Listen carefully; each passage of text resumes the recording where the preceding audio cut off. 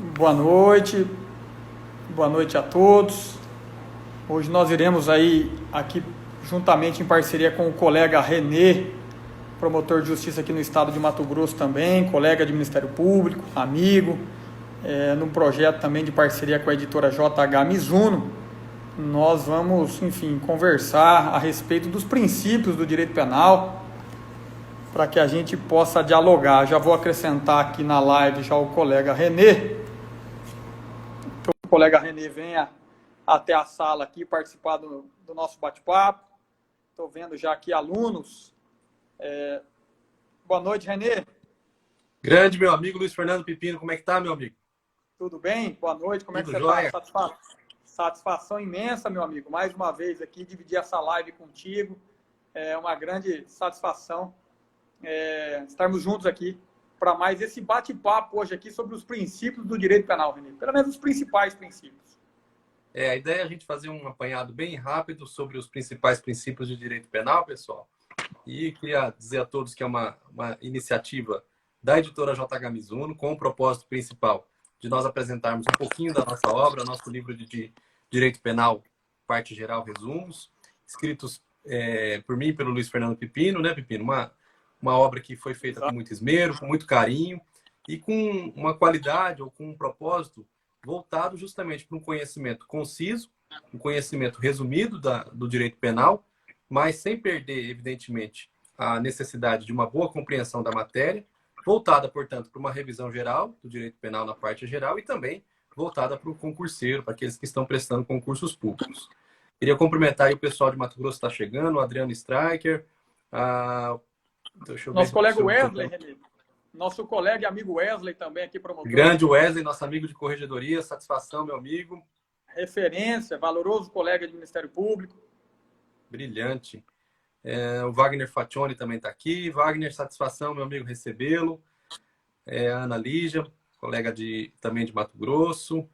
Adriano também presente aqui, já acenando também na live. Que bacana. Grande Adriano.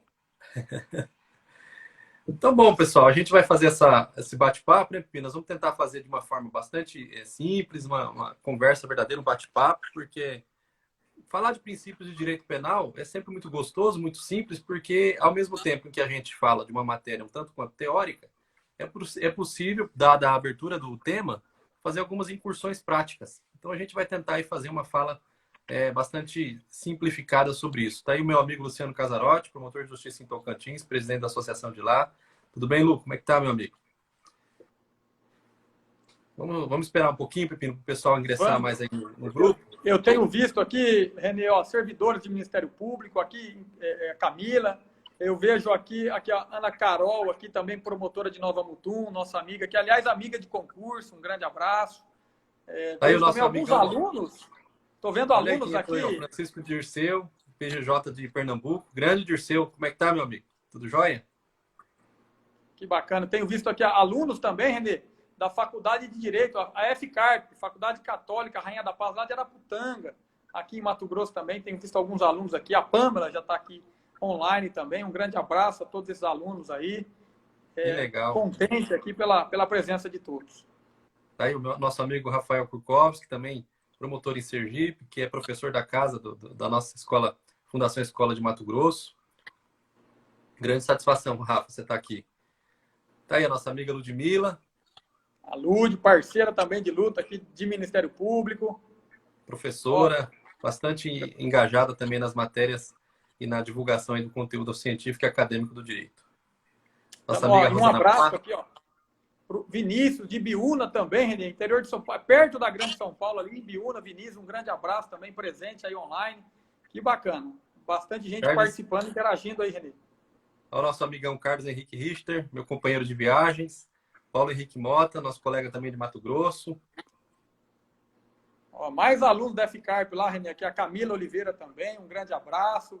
Acaba de entrar aqui na live também. Kelvia, todos aí presentes, enfim. Tenho identificado muitos alunos aí, ex-alunos, né? Hoje já formados aí, operadores do direito aí, participando aqui da live de hoje, Renê. Estou tentando escrever aqui o tema. Princípios do direito penal, pessoal. Vou tentar fixar aqui para que é só você que consegue fazer isso, Pepino? Fixar o tema? Eu não consigo, não. Tá, Você escreve, segura em cima com o dedo, ele vai apertar, vai aparecer o alfinete, aí você fixa o assunto. Vamos inserir aí. Enquanto o pessoal Aí o nosso vai amigo Fabson, como é que tá, meu amigo? Isso. A Januária também, A colega Kika, do Ministério tudo bom, Público, Kika? Como é que você tá? Olha o Fábio. O Fabson, figura. Aliás, é do time do Ministério Público, hein, Renê? O Fábio, aliás, é nosso lateral esquerdo aí no time do Ministério Público. Aí, lateral esquerdo, rapaz. Cabra, no torneio, reforço importante. todo torneio de futebol ele faz a diferença nos torneios. Ele só não corre, mas é excelente reforço. Grande Wagner. O Wagner Cabilo sempre foi uma promessa de ir nos torneios e depois nunca vai, rapaz. Sempre desiste de última hora, nunca vi. Abandona a delegação, faz a inscrição, pede a camisa 10 e depois abandona a delegação no aeroporto, aí às vésperas do embarque. Ali. Desfalque, assim, que não se calcula o prejuízo. E fica por isso mesmo, rapaz. Impressionante. Grande Miguel. Karina Dalmolin também, aí, colega de MP. Muitos colegas do Ministério Público. O Marco Aurélio também, Renê, presente aí, ó. Ei, grande Marco Aurélio. Esse cara, vou falar pra você, viu? Muito a aprender com esse sujeito. Tenho um grande abraço pro Marco aí. Já dividimos já a bancada de Ministério Público em algumas ações aí na vara do crime organizado. Um grande abraço ao Marco.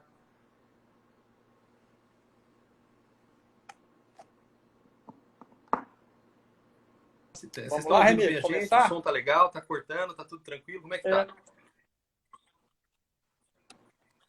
Conexão aqui, acho que oscilou um pouco aqui, mas vamos lá. Beleza. Bom, pessoal, então a ideia é a gente fazer aqui algumas colocações. Normalizou? Tá tudo bem? Perfeito. Luiz Fernando? Tá, então vamos lá. Então nós vamos falar um pouco sobre os princípios do direito penal. Joia. É uma matéria que, como todos sabem, ela é importante. Primeiro porque ela situa a compreensão de vários institutos do direito penal, serve para que, a partir do estudo dos princípios, quem esteja manejando com o direito penal consiga compreender uma série de consequências dos institutos e das regras normativas colocadas de direito penal. Então é para isso que serve o estudo aprofundado dos princípios. E nós vivemos na era do pós-positivismo, em que os princípios, como todos sabem, gozam de normatividade, de imperatividade, tanto quanto as regras jurídicas.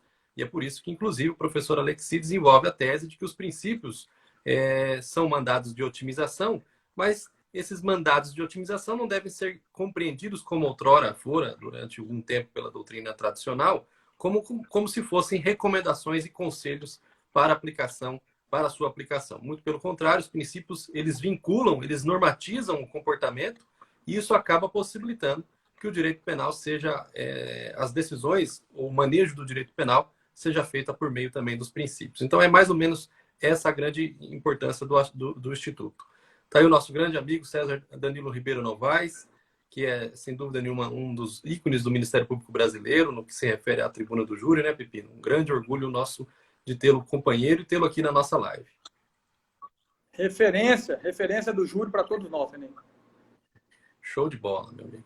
Bom, nós vamos iniciar, então, falando do primeiro princípio de direito penal, aquele que, via de regra, inaugura o capítulo do assunto, que é o princípio da legalidade. E o princípio da legalidade, como todos sabem, está previsto no artigo 5º da Constituição, no artigo 5º, inciso 39 da nossa Constituição, e é o princípio que está contemplado logo no artigo 1º do Código Penal e estabelece que não há crime sem lei que possa defini-lo. Isso significa especificadamente que, em matéria de direito penal, é absolutamente necessário que o direito ou que as normas penais, sejam elas incriminadoras ou não, sejam estabelecidas, em princípio, apenas e unicamente por lei em sentido estrito ou lei em sentido formal. A lei ela deve ser emanada e suficientemente emanada pelo Estado para veicular direito penal, porque entende-se que o direito penal deve justamente conter um batismo democrático relacionado à estruturação de emissões de ordens pelo Estado constitucional de direito, e isso deve ser feito por meio da edição de leis. Então, é essa a grande, digamos assim, compreensão ou a grande razão de compreender que o princípio da legalidade estrutura o direito penal através de leis. E o princípio da legalidade, como todos sabem, além de ser uma cláusula pétrea, ele acaba se desdobrando na necessidade de que a lei penal deva ter comandos certos e determinados, comandos claros, e que a lei, ao definir um comportamento como criminoso, deve fazê-lo de maneira taxativa, deve fazê-lo de forma a conformar a estrutura daquilo que o Estado quer como proibido de maneira muito bem clara, porque isso é uma garantia para o cidadão de que ele não vai vacilar no comportamento que o Estado não quer que seja praticado, porque o Estado entende que ele é ilícito. Então é mais ou menos essa grande necessidade de compreender o princípio da legalidade no direito penal brasileiro atual. Qual que é a grande complementação, Pepino, sobre o princípio da legalidade? Você que é um grande estudioso do direito penal também, meu amigo. Renê, nessa abordagem do princípio da legalidade, que nós podemos pensar como crítica e como reflexão, já que por força, como você diz, do princípio da legalidade, de maneira bastante sintética, de que não há crime sem lei que o defina, de modo que apenas a lei pode criar infração penal e combinar a respectiva sanção. E nessa perspectiva de ideias, o que eu queria chamar a reflexão aqui, Renê, na nossa live, para que a gente possa conversar, é a respeito de uma decisão do Supremo Tribunal Federal, em junho do ano passado, pouco mais de um ano, numa ação direta de inconstitucionalidade por omissão, a DIN por omissão 26, também no mandado de injunção 4733, quando o Supremo Tribunal Federal criminalizou as condutas da homofobia e da transfobia. Veja que a homofobia e a transfobia não são, até hoje, criminalizadas, né? Não estão criminalizadas por lei, como apregou o princípio da legalidade. Então, o Supremo Tribunal Federal, numa atuação bastante proativa, né, o que nós chamamos aí de ativismo judicial mesmo, uma postura proativa, de modo a interferir na esfera de atribuição de competência de outro poder, acabou por criar um crime, ainda que, apesar de não existir lei penal incriminadora. Então, me parece, Renê, para que a gente possa refletir, e aí do ponto de vista crítico, mas me parece que essa decisão do Supremo Tribunal Federal, exemplo de ativismo judicial, feriu de morte o princípio da legalidade. Até porque são condutas criminalizadas, né, que o STF alcançou essas condutas para que fossem aplicadas a essas condutas a lei de racismo, que é a Lei 7.716 de 89, para que fosse abraçada pela lei de racismo e, a partir daí, a punição dessas condutas aí da homofobia e da transfobia. Então, é um exemplo de ativismo judicial e, do ponto de vista crítico, me parece que causou e feriu de morte o princípio da legalidade estrita, né? Já que somente a lei pode criar crime. Perfeito, Pepino, perfeito. E a gente sabe, compreende que o Supremo Tribunal Federal assim decidiu, porque entendeu que não havia aplicação de analogia em Malam Parte nessa situação, mas que haveria ali uma interpretação extensiva necessária e suficiente para a proteção do bem jurídico, discriminação, né, que ele não queria que a discriminação em face dessa comunidade ou dessas pessoas eventualmente atingidas pelo comportamento homofóbico sofressem qualquer tipo de discriminação. De todo modo, a crítica é muito bem-vinda, necessária, tanto que o próprio Supremo fixa um prazo, né, para que seja editada a lei posterior sobre o tema, e o que acaba, digamos assim, confirmando em muito as críticas feitas à decisão, como ela sendo um exemplo de ativismo judicial. Perfeito. E o que se critica é evidente que as condutas homofóbicas, né, a homofobia, são condutas dignas de reprovação e que merecem a especial atenção do Estado, mas que essas condutas, penso, devam ser criminalizadas por lei, né, e aí a atribuição exclusiva do Poder Legislativo. Perfeito, meu amigo. Bom, e o princípio da legalidade, como a gente sabe, ele se desdobra, ele se estende para a compreensão do chamado princípio da anterioridade. Como que Pepino, que a gente deve compreender o princípio da anterioridade e exatamente no que ele se distingue da legalidade? Na verdade, eles estão atrelados, né? Porque não há crime sem lei que o defina, mas essa lei deve ser anterior. Então, não há crime sem lei anterior que o defina, né? Sem prévia combinação legal. Então, a lei penal incriminadora, evidentemente, ela deve ser anterior à prática do fato, né? Justamente porque a legalidade é conferir essa segurança ao cidadão, né, ao indivíduo, já que a lei anuncia o que se permite e o que não se permite, o que está proibido. Então, essa lei deve ser anterior, justamente para que as pessoas tenham o conhecimento e assim possam nortear a sua conduta e o seu padrão de conduta a partir da criminalização dessas condutas anteriores. Né? E decorre, evidentemente, da anterioridade, Renê, e a conclusão inafastável de que a lei penal ela é regida pelo princípio da extratividade.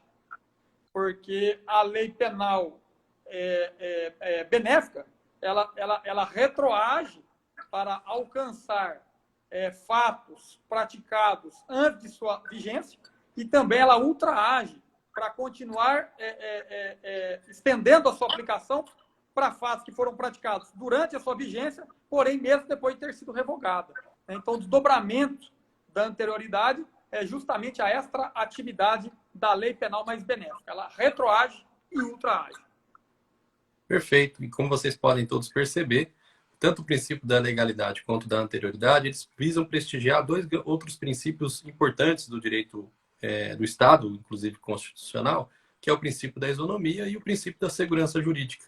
Na medida em que assim você confere segurança, você confere previsibilidade aos comportamentos considerados, então, ilícitos ou não pelo cidadão e, melhor ainda, né, ou também, consequentemente, não pode vir a punir um cidadão que agiu de uma forma em que o Estado não considerava aquele comportamento ilícito e depois passou a considerá-lo de maneira a surpreendê-lo, de maneira a acolhê-lo naquilo ou naquele momento em que ele agia de forma lícita, de forma legítima pelo Estado. Isso é muito importante, é um dos grandes temas cobrados em concursos públicos e um dos temas que, ao contrário do que as pessoas podem pensar, é extremamente recorrente e que a cada edição de cada lei penal, sobretudo hoje em dia, que as leis penais muitas das vezes têm um conteúdo híbrido, como é a lei anticrime, isso acaba necessitando de um estudo à luz desses princípios para verificar se essas leis terão eficácia retroativa, se terão, não terão eficácia a fim de atingir situações e comportamentos praticados antes da vigência da lei.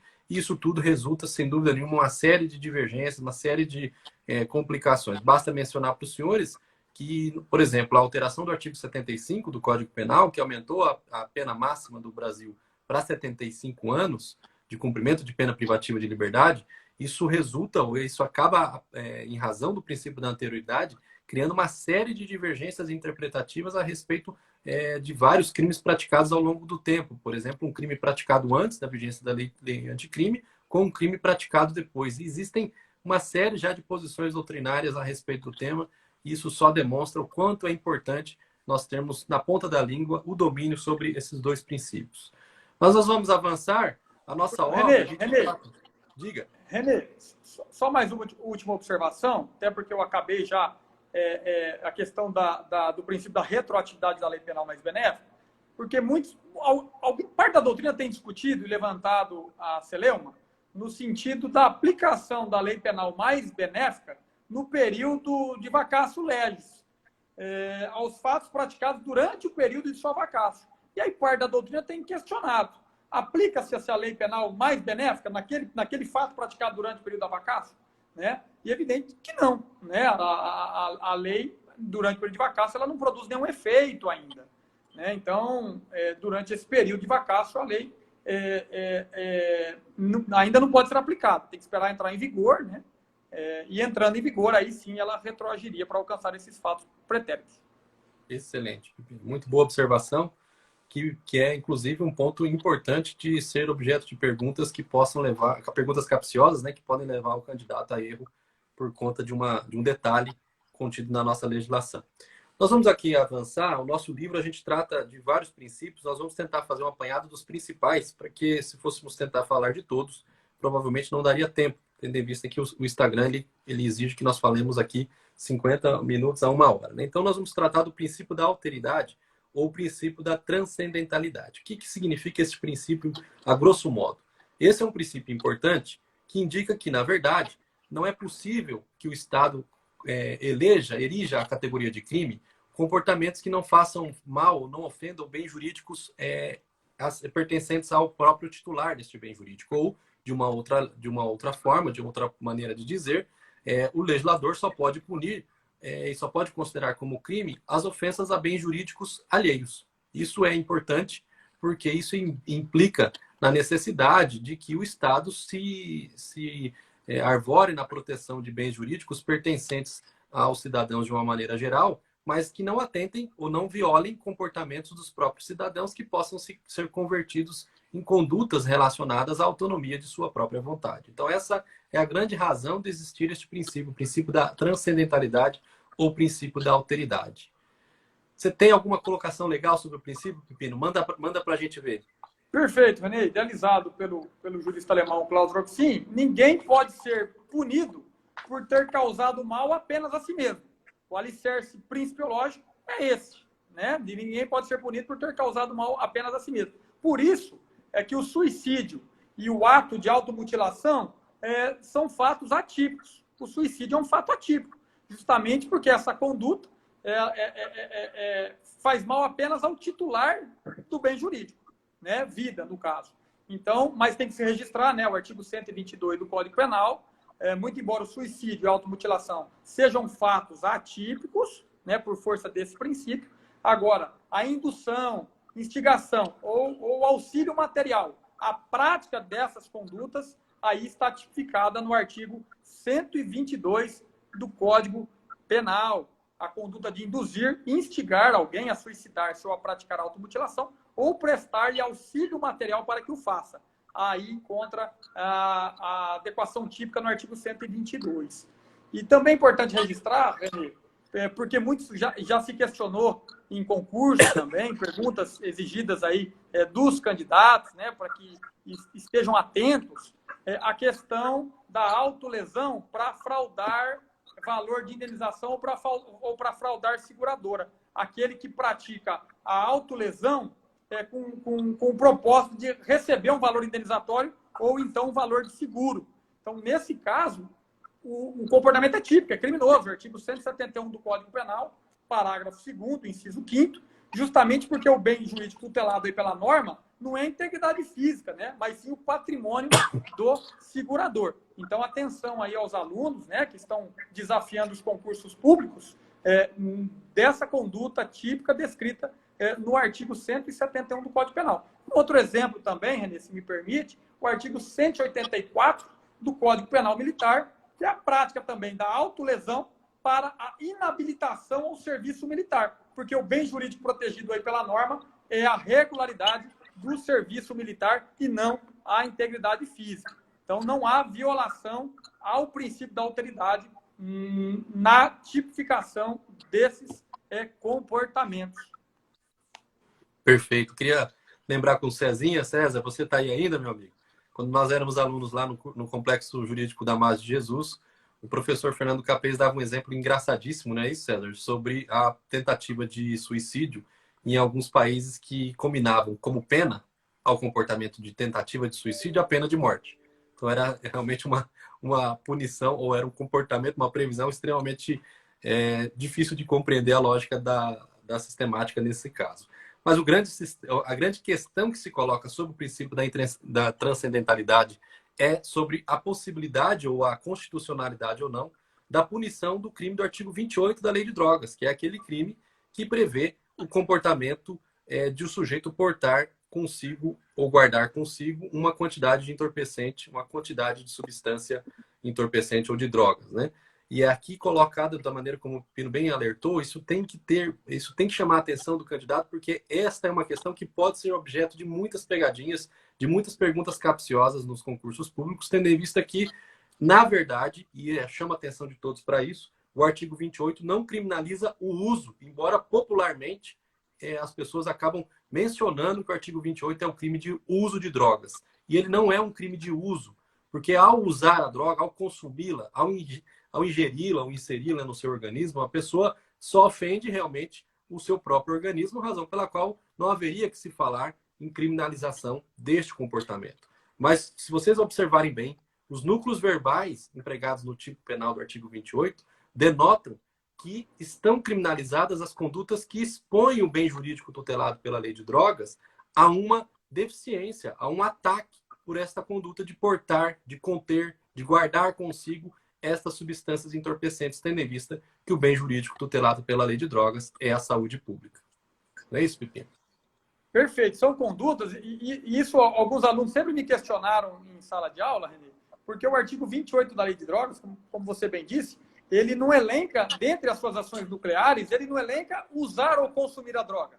Os 5 verbos descritos no correspondente tipo penal é adquirir, guardar, ter em depósito, transportar ou trazer consigo. São condutas anteriores e que facilitam a circulação da droga de modo a colocar em xeque a saúde pública, que é o bem jurídico protegido, tutelado pela norma.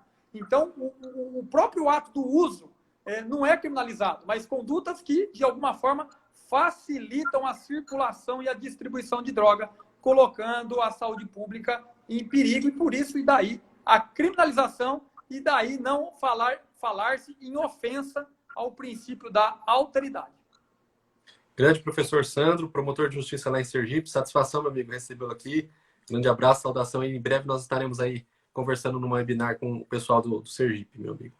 Bom, vamos falar então agora, Pepino, sobre o princípio da adequação social. É um princípio um tanto quanto polêmico, porque ele pretende colocar à frente das normas jurídicas, das regras jurídicas, alguns valores considerados extrajurídicos, a ponto, inclusive, de determinar se há ou não comportamento criminoso nessas atitudes, né? Então, pelo princípio da adequação social, não devem ser considerados como criminosos ou reprováveis os comportamentos socialmente aceitos, habitualmente aceitos ou, digamos assim, reiterados e que contam com uma complacência popular e social razoavelmente grande. O princípio da adequação social, ele não está previsto, redigido na legislação. Ele foi desenvolvido pelo professor alemão Hans Welsel, e ele é importante porque ele cria, ele desponta, ele demonstra algumas falhas, sem dúvida nenhuma, do nosso positivismo, mas ele não é tão aceito e é criticado justamente porque ele cria uma abertura um tanto quanto insegura para que o cidadão compreenda o que é e o que não é ilícito sob o ponto de vista do direito penal.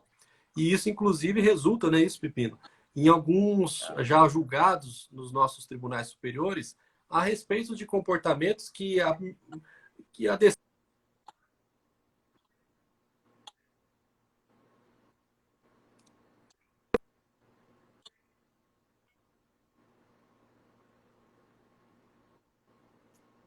Renê, eu não estou te ouvindo aqui. Houve uma interferência aqui, uma oscilação de sinal. Está me ouvindo, Renê?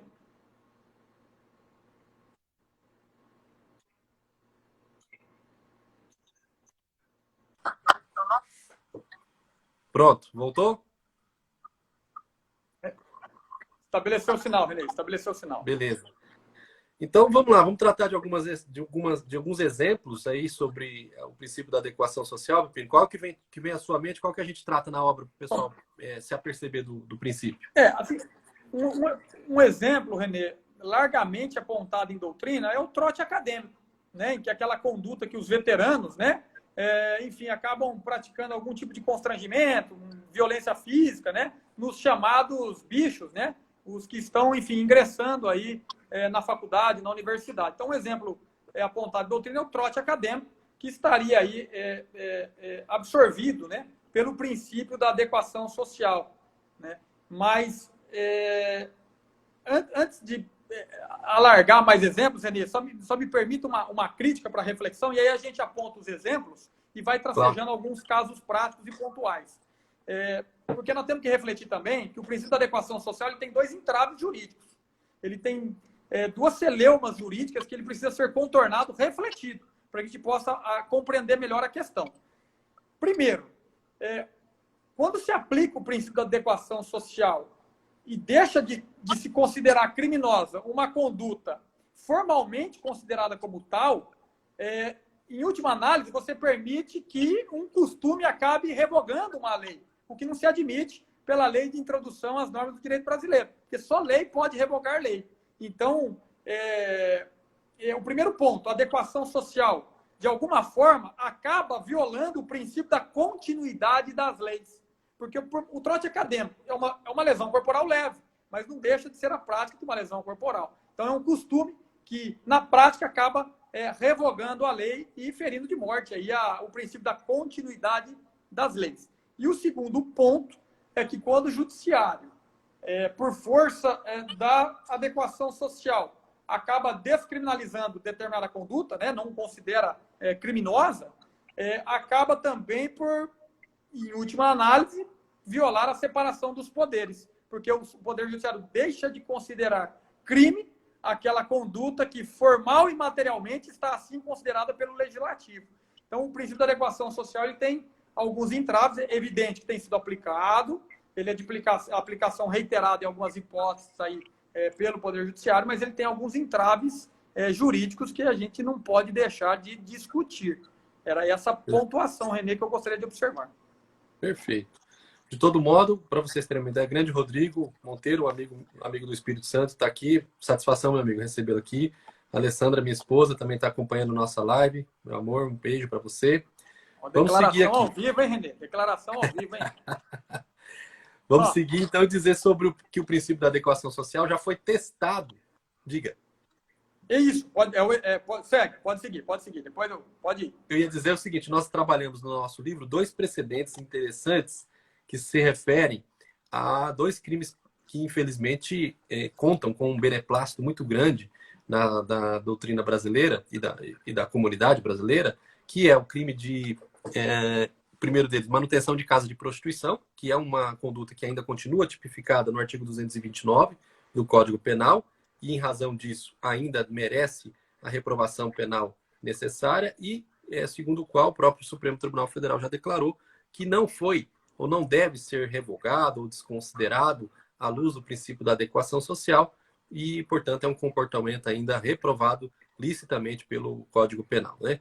E, além disso, temos o crime de violação de direito autoral previsto no artigo 184, parágrafo 2º do Código Penal, porque já chegou a se cogitar que, devido à multiplicidade, ou, digamos assim, à aceitação junto à comunidade social de que os comportamentos de aquisição e de produtos piratas ou ao fomento e a troca de produtos pirateados pudesse, de algum modo, levar à flexibilização desse tipo penal. Então, prevalece que não.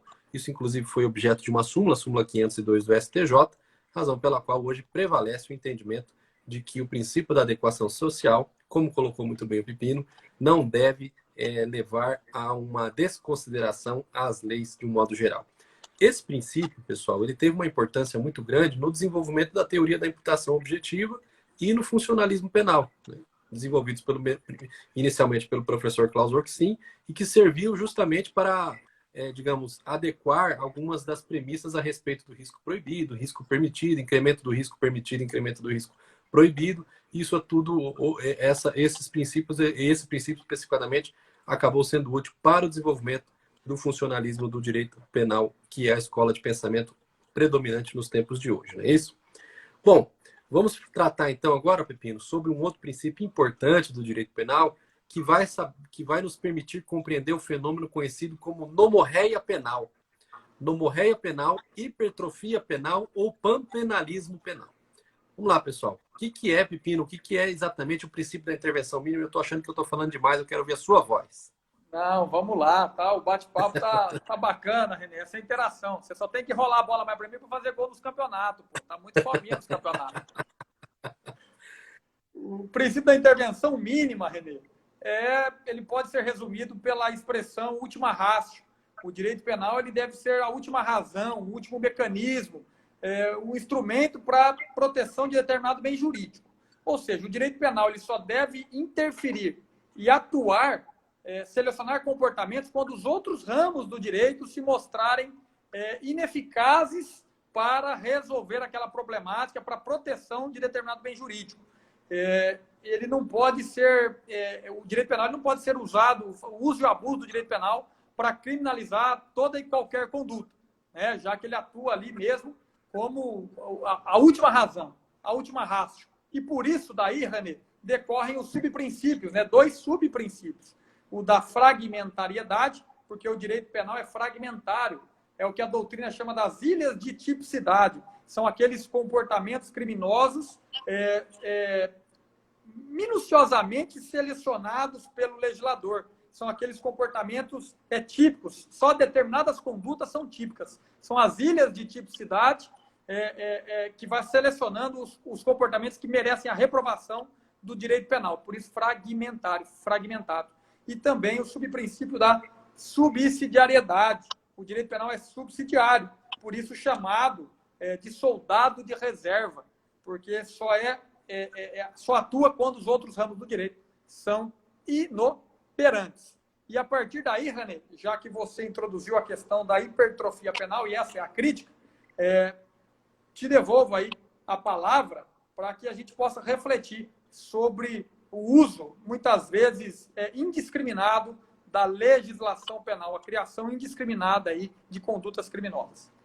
Exatamente porque há um certo desrespeito, sobretudo do legislativo brasileiro a respeito do direito penal, ele acaba sendo empregado, ele acaba sendo utilizado para a tipificação de comportamentos considerados, digamos assim, não tão nobres assim para serem objeto de uma lei penal.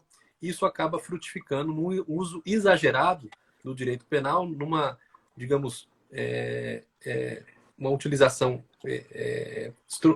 exagerada do direito penal para a tipificação de determinados crimes, como acontece, inclusive, no crime que a gente menciona no livro, que é o crime do artigo 41b, parágrafo 1º do Estatuto do Torcedor, que prevê como crime a promoção de tumulto e a prática e incitação de violência num raio de 5.000 metros ao redor do local da realização do evento esportivo. Ou seja, como vocês percebem, é um comportamento que poderia ser muito bem abarcado pelos outros tipos penais já vigentes no direito penal, como lesão corporal, como até, inclusive, a incitação ou a apologia ao crime, mas que foram assodadamente tipificados em um crime especial no Estatuto do Torcedor. E isso acaba permitindo ou possibilitando essa espécie de hipertrofia penal que cria, sem dúvida nenhuma, uma poluição dificultando a compreensão e o conhecimento de todas as normas penais. Me lembro, inclusive, daqueles tipos penais extremamente exóticos previstos na lei dos crimes ambientais, que também são objeto de uma crítica severa da doutrina a respeito do mau uso do direito penal. Na verdade, também que o direito penal ele sofreu com o tempo, com o avanço dos anos, uma expansão muito significativa, expressão inclusive utilizada pelo professor Silva Sanches, que significa justamente a utilização do direito penal para a tutela de bens jurídicos novos, bens jurídicos que antes não tinham sido objeto de uma captura, de uma importância do legislador, e que acabou levando, sem dúvida nenhuma, a um aumento de tipos penais, e esse fenômeno ele é comum no mundo todo. Mas o princípio da intervenção mínima ele tem a importância de mostrar ainda ao legislador a necessidade de que o direito penal, justamente por ele ser ainda uma instância de controle social extremamente incisiva e severa, que ele deve ser utilizado com comedimento, com cautela, justamente para justificar a sua força de controlador, né? A força sobre o comportamento ilícito que lhe é inerente, que lhe é comum. Aliás, o princípio da intervenção mínima, ele se relaciona, mas não se confunde, não é isso, Pepino? Com o princípio da ofensividade ou o princípio da lesividade que nós vamos tratar a partir de agora. René, só me permite encerrar o da intervenção mínima, porque nós comentamos ainda aqui rapidamente a respeito do subprincípio da fragmentariedade, e eu queria deixar aqui uma dica aos alunos de uma expressão que foi cobrada já em prova de concurso público, da fragmentariedade às avessas, que nós tratamos em nosso livro também, em prestígio aos concurseiros, né? Porque foi um tema já lançado em concurso público. E o que se entende por fragmentariedade às avessas? Ocorre quando um comportamento até então típico, até então relevante para o direito penal, ele deixa de interessar o direito penal, ou seja, abolice o crimes, ele deixa de interessar o direito penal, mas continua tutelado por um outro ramo do direito. O exemplo clássico é o crime de adultério, que foi revogado pela Lei 11.106 de 2005, abolice o crime, é uma conduta que deixou de ser considerada pelo direito penal, mas continuou sendo considerada um ilícito de natureza civil, continuou sendo tutelado pelo direito civil. Então, isso é o que se entende por fragmentariedade às avessas. Grande Antônio Sérgio Cordeiro Piedade, promotor de justiça do Estado de Mato Grosso, tribuno exemplar do nosso Tribunal do Júri. Antônio Sérgio, uma satisfação tê-lo aqui. O Antônio Sérgio é o autor, juntamente com a colega Ana Carolina, do volume relacionado a processo penal dessa coleção de resumos da editora JH Mizuno. Uma alegria, meu amigo, tê-lo aqui, viu? É sempre uma satisfação. Quiser mandar algumas colocações aí para a gente, vai ser sempre muito importante as suas considerações e os seus auxílios aí. Bom, pessoal, falando então sobre o princípio da ofensividade e da lesividade. Via de regra, o que significa esse princípio? O princípio quer impor ou quer ensinar que o direito penal só deve ser chamado a campo, o direito penal só deve agir, as normas penais só devem estar efetivamente apostos para serem utilizadas quando o comportamento desenvolvido pela pessoa, o comportamento previsto na norma, realmente causar uma lesão efetiva ou, ao menos, expor o bem jurídico tutelado por aquela norma a um perigo de lesão. E esse perigo de lesão deve ser algo aferível, não pode ser algo completamente imaginado, não pode ser algo completamente presumido. Este princípio ele é caro, ele é muito importante porque ele evita justamente que sejam tipificados comportamentos que encontram-se, por exemplo, na esfera ainda da intenção, na esfera do desejo, na esfera mental do cidadão que esteja eventualmente planejando praticar uma certa infração, e essa ideia se resume na expressão penseiro não paga gabiela, que é justamente no sentido de que o cidadão não pode vir a experimentar qualquer tipo de retaliação, restrição a direitos seus por conta dos seus pensamentos, porque dos pensamentos, além de serem, ainda por enquanto, indevassáveis, eles são, muitas das vezes, inócuos para a ofensa dos bens jurídicos. Então, essa é a ideia que encontra-se no princípio da ofensividade. Alguma colocação, Pepino, que a gente procura mencionar? Renê, é por força desse princípio que uma parte da doutrina, uma parcela doutrinária, entende pela inconstitucionalidade dos crimes de perigo abstrato, justamente porque não há uma efetiva lesão, nenhum perigo concreto de lesão ao bem jurídico tutelado pela norma. No entanto, como todos nós sabemos, tem predominado o entendimento em sentido diverso, pela constitucionalidade, sim, dos crimes de perigo abstrato por conta. Porque determinadas ações incriminadas, à luz da experiência cotidiana, são perigosas. Por isso que justificada está a construção legal, então, os crimes chamados, os crimes de perigo abstrato, são, sim, constitucionais e não ofendem o princípio da ofensividade. Mas fica aí a discussão jurídica e doutrinária a respeito do tema registrado. É isso aí, Fábio, bem colocado. Esses perigos de lesões podem ser concretos ou abstratos. Sim, podem ser, como o Pepino acabou de mencionar, embora haja setores da doutrina e alguns julgados ou outros, justamente mencionando da impossibilidade, da inconstitucionalidade de serem tutelados bens jurídicos comportamentos, na verdade, que só praticassem ou que produzissem perigos abstratos ao bem jurídico tutelado. Todavia, como o Pino bem colocou, esse é uma discussão que, na prática, quase não se vislumbra mais a sua relevância, porque os comportamentos que violam tipos penais, que têm como bens jurídicos, nos tipos penais que têm na sua descrição redacional, comportamentos que violam perigo e que geram perigos abstratos, têm sido naturalmente acolhidos pela doutrina e pela jurisprudência como tipos constitucionais. Perfeito, Renê. Só mandar um abraço para a professora Carla de Anápolis também, que está nos acompanhando aqui, registrando a presença. Professora Carla, um grande abraço. Obrigado pelo prestígio e pela participação. Olá, Carla, tudo bem? Já divulgou algumas promoções do nosso livro, uma alegria, meu amigo. Alexander também tem acompanhado algumas lives, satisfação tê-lo aqui nesta live também. E a gente vai falar, então, também relacionados, também é um princípio concatenado a esses que nós já mencionamos, o princípio da exclusiva proteção do bem jurídico. Esse princípio, Pepino, ele diz respeito ao que exatamente, meu amigo?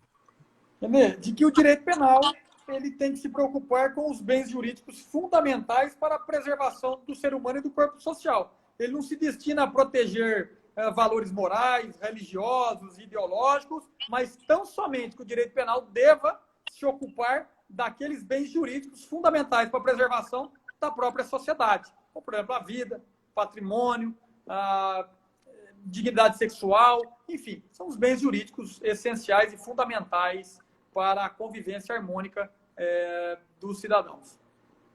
Perfeito. Se fosse pensar num exemplo para que as pessoas memorizassem bem a aplicação deste princípio, me lembro do comportamento de incesto. O comportamento de incesto no Brasil ele é atípico, sob o ponto de vista do direito penal. Em alguns países ele é até criminalizado, considerado um comportamento nocivo para o desenvolvimento das relações familiares e, consequentemente, do desenvolvimento social. Mas no Brasil ele não reúne condições necessárias para chamar a atenção do legislador a ponto de ser erigido a um crime, a um comportamento tipificado na nossa legislação.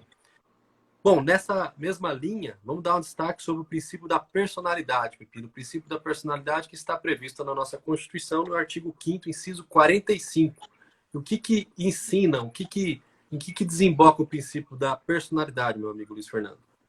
Renê, também de base constitucional, de alicerce constitucional, como você já ponderou aí no artigo 5º, de que ninguém, por força desse princípio, ninguém pode ser responsabilizado por uma conduta praticada por terceiro, por outra pessoa.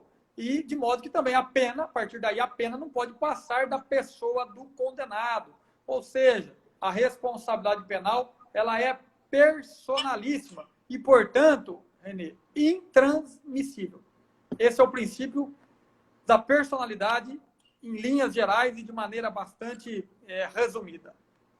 Perfeito, e isso me dá a deixa para explicar um pouquinho para o pessoal de uma das funções contidas no artigo 28A do Acordo de Não Persecução Penal, da confissão. Aquela confissão qualificada e circunstanciada, requisito do Acordo de Não Persecução Penal, busca justamente evitar isso, Pepino, que alguém assuma a responsabilidade no lugar de outra pessoa, seja de maneira maliciosa, ou seja até por erro dessa mesma pessoa, do próprio sistema de persecução penal. E isso é combatido, de uma certa forma, por meio dessa confissão, na medida em que a legislação exige que essa confissão seja circunstanciada, e é esta característica dessa confissão que permitirá ao membro do Ministério Público, a partir do contraste entre as informações contidas no inquérito policial e as informações trazidas na confissão, de verificar se aquela pessoa efetivamente, realmente praticou aquele delito, ou se ela está tentando, como se diz no jargão popular, engabelar as autoridades públicas. Então, vejam como esse princípio acaba tendo aplicações e explicando alguns institutos novos, como é a confissão contida no Acordo de Não Persecução Penal.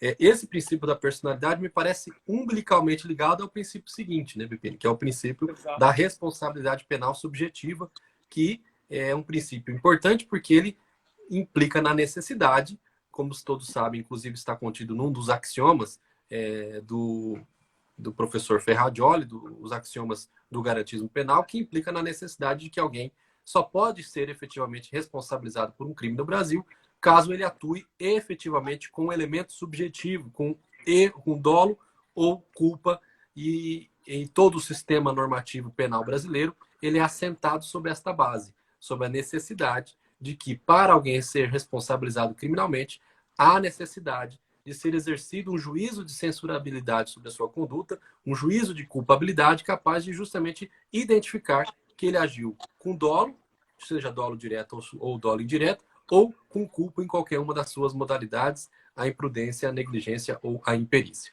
Então, esse princípio é crucial para estabelecer a necessidade de que alguém só pode ser punido criminalmente no Brasil a partir de um comportamento que ele desejou ou que ele agiu culposamente para a sua realização.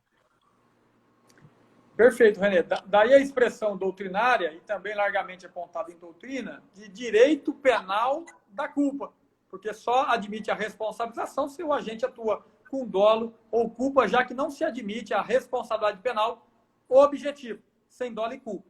E, nesse aspecto, aí merece também uma observação de um resquício, muito embora não seja admitida a responsabilidade penal objetiva, né? Há um resquício que a doutrina tem apontado como exemplo na legislação penal, o crime de rixa qualificado. No artigo 137, parágrafo único, a rixa qualificada ou rixa complexa, se resulta a morte ou lesão corporal grave entre algum dos rixosos, todos responderão pela forma qualificada, ainda que não tenha dado causa ao resultado qualificador. Então, a doutrina tem apontado esse exemplo, a rixa qualificada, como sendo um resquício de responsabilidade penal objetiva, já que permite a responsabilização pela forma qualificada, ainda daqueles rixosos que não deram causa ao resultado qualificador. Fique aí, então, essa consideração a respeito desse princípio. Perfeito. É claro, como colocou aí o Jabson, é claro que todas essas questões são objeto de uma investigação, e a investigação que tenha suficiência, competência para trazer aos autos os elementos suficientes para que a persecução penal consiga identificar os elementos subjetivos da prática dos ilícitos e esse elemento subjetivo ser devidamente descrito, né, eventualmente, na peça inicial acusatória. Bom, pessoal, vamos falar então agora do último princípio que a gente se prontificou a falar, que também é o princípio derradeiro na nossa obra que nós estamos aqui comentando, que é o princípio da insignificância ou da bagatela. Princípio extremamente complexo, que envolve a necessidade de uma compreensão bastante rica. Claro que nós estamos aqui fazendo uma live específica e sobre um panorama, um sobrevoo geral dos princípios do direito penal, mas o princípio da insignificância ele tem uma série de questionamentos práticos e, sobretudo, na esfera dos concursos públicos. Grosso modo, o princípio da insignificância quer dizer o seguinte, que o direito penal não deve se ocupar dos comportamentos e das condutas que não causam lesão e nem geram perigo efetivo para os bens jurídicos tutelados por aquela norma penal. Ou seja, as normas e os comportamentos ínfimos, incapazes de, por si só, não só de não lesar, mas de expor minimamente a algum perigo esses bens jurídicos, levariam à impossibilidade de caracterização do crime, do crime descrito naquela norma penal. Então, o grande exemplo colocado pela doutrina seria a subtração de uma caneta no escritório em que o empregado trabalha. Essa caneta não tem valor suficiente para a subtração desta caneta não tem valor suficiente capaz de representar uma perda patrimonial da vítima e da empresa que teve a sua caneta subtraída. E assim os exemplos se multiplicam.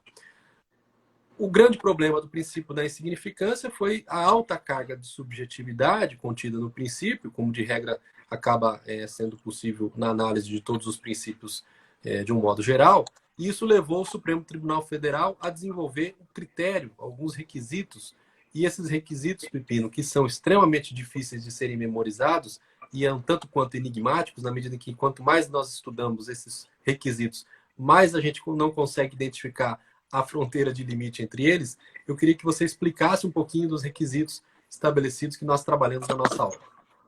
Porque, na verdade, como você já pontuou, Renê, o princípio da insignificância ele afasta a tipicidade material do comportamento. Então, ele afasta, enfim, a tipicidade. E devera subjetivo, porque ele tem uma carga, essa carga subjetiva, ela gera uma interpretação, ele passa a ser um vetor interpretativo, né, limitador do tipo penal. E por isso, tanta controvérsia, tanta discussão, tanta celeuma em torno do princípio da bagatela ou da insignificância. O Supremo Tribunal Federal, já, enfim, reiteradas vezes, fixou os requisitos objetivos para aplicação do princípio da bagatela. Seria a mínima ofensividade da conduta do agente, nenhuma periculosidade da ação, o reduzidíssimo grau de reprovabilidade do comportamento e a inexpressividade da lesão jurídica provocada. Esses seriam os requisitos objetivos, mas também há de se considerar requisitos de ordem objetiva, tais como o valor sentimental do bem, a condição e a capacidade econômica e financeira da vítima, enfim, as circunstâncias da infração penal. Então, muito embora haja requisitos que permeiam a aplicação do princípio, considerando a carga de subjetivismo e interpretação, suscita, né, gera muita controvérsia e muita dúvida de sua aplicação prática. Perfeito. Aliás, é por isso que, em razão de alguns bens jurídicos tutelados por algumas normas penais, também foi desenvolvido ao longo do tempo alguns critérios que afastam de pronto a incidência do princípio da insignificância. Então, por exemplo, se a gente nos lembrarmos aqui da súmula 599 do STJ, que é específica no que se refere aos crimes contra a administração, e que diz que quanto a esses crimes é inaplicável o princípio da insignificância, se dá em razão da necessidade de tutelar a administração pública, que inclusive é regida pelo princípio da moralidade, e a moralidade administrativa, como todos sabem, não comportaria esse tipo de mensuração, né? Então, em razão disso que o Superior Tribunal de Justiça acabou editando esta súmula. Nós também podemos lembrar nessas situações... Diga. E só para deixar claro o quanto é tudo discutível, que muito embora o STJ tenha editado a súmula 599, como você bem pontuou, que não se aplica o princípio da insignificância aos crimes contra a administração pública, há julgados do Supremo Tribunal Federal que ganharam aí, enfim, que deu corpo a algum tipo de posicionamento doutrinário, porque há doutrina nesse sentido, entendendo sim que se aplica o princípio da insignificância aos crimes contra a administração pública, muito embora a moralidade administrativa também seja um bem jurídico atacado. Então, veja que, ainda que haja um posicionamento simulado pelo STJ, há posição doutrinária em sentido diverso, justamente por conta do subjetivismo e interpretação do princípio. Perfeito. Bom, além disso, como todos sabem, é bastante relutante a aplicação do princípio da insignificância nos crimes praticados com violência ou grave ameaça à pessoa, justamente porque pequenas ameaças podem produzir efeitos deletérios à saúde psicológica das vítimas de maneira avassaladora, e em razão disso, na nossa jurisprudência e na nossa doutrina, o princípio da insignificância é bastante refutado. Pepino, quero, para a gente encerrar, fazer algumas colocações sobre o princípio da insignificância ainda na nossa lei de drogas, e também, eu queria que você dissesse um pouco, para aqueles que estão acompanhando, se é possível a aplicação do princípio da insignificância pelos demais operadores do direito, digamos, por um delegado de polícia, por um promotor de justiça, ou é apenas um princípio aplicável, aferível pelo Poder Judiciário? Tema espinhoso, René, mas vamos lá. Primeiro se pergunta, né, e se questiona se aplica o princípio da insignificância aos crimes inscritos na lei de drogas. Por exemplo, o usuário que é encontrado e abordado pelos agentes da lei com uma trouxinha de substância entorpecente, um pacotinho, né, uma trouxinha de maconha, por exemplo. E se questiona se seria, então, essa conduta absorvida aí pelo princípio da insignificância. Entende-se majoritariamente, René, tem se entendido que não se aplica o princípio da insignificância nessas infrações penais, já que são crimes de perigo abstrato e que protegem a saúde pública, sendo, portanto, então, desimportante a quantidade do entorpecente apreendido. Então, não importa se é pequena a quantidade, já que o bem jurídico tutelado é a saúde pública. Então, majoritariamente, fica afastado o princípio da insignificância a essas infrações penais. O outro ponto, René, que aí é um tema bastante espinhoso, polêmico também. Sobre isso daí, antes de você entrar nesse último tópico, lembre-se todos sobre um conceito moderno, porque o princípio da insignificância ele foi criando alguns problemas, né, de afastar a proteção de alguns bens jurídicos mediante o parcelamento das condutas criminosas, e isso acabou criando uma dificuldade na tutela de alguns bens jurídicos.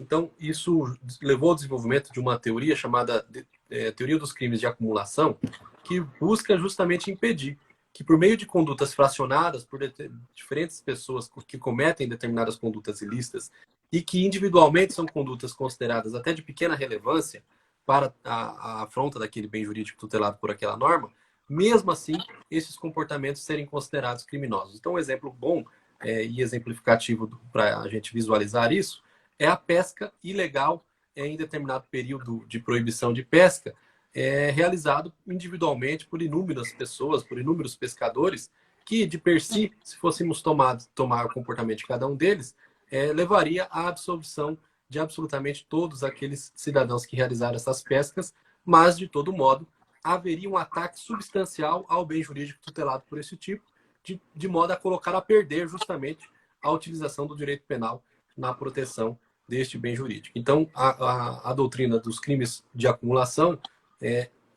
busca justamente corrigir um dos efeitos nocivos da aplicação, digamos, pasteurizada, robotizada do princípio da insignificância, de maneira, inclusive, a proteger adequadamente esses bens jurídicos. Aí, o Kurkowski, o professor Rafael, que escreve Direito Ambiental no livro de Leis Penais Especiais do